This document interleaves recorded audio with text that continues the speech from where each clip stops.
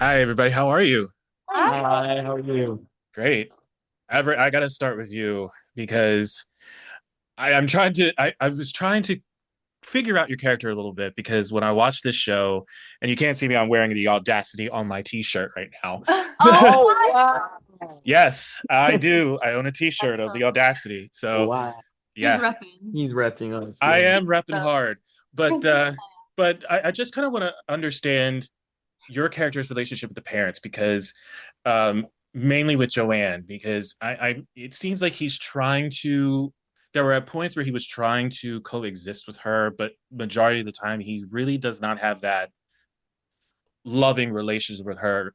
He wants to be with his dad, and then also with the stepfather, it seems like he's trying to make adjustments with him, but that's also difficult. So what is it like for your character right now in this household? How is he trying to juggle everything, and especially with what's going on inside of him also? So Yeah, I mean that I think his IBS is already making him very, insecure, and it's hard for him to kind of make relationships with people, and he's already, yeah, obviously moving across the country to live with people, to live with his mom who he doesn't see, and so he feels very introverted. I think that I think he there's some dialogue later that hints that he wanted a relationship with his mom, but she didn't try at all back then, and so now he kind of doesn't feel like it's worth it to even try.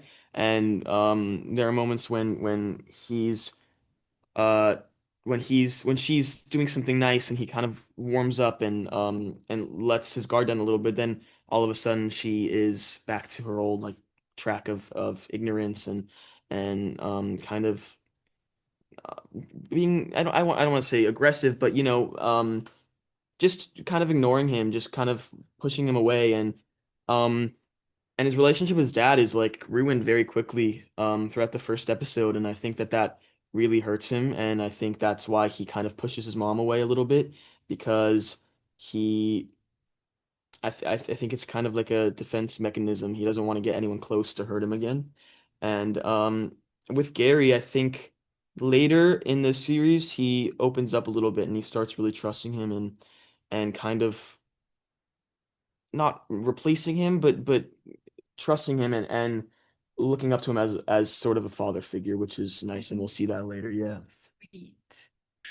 since we're on brand and I brought it up, I have to ask as my fun question for you, was there a moment in all of your existence where you had to stop and say to yourself you really had the audacity?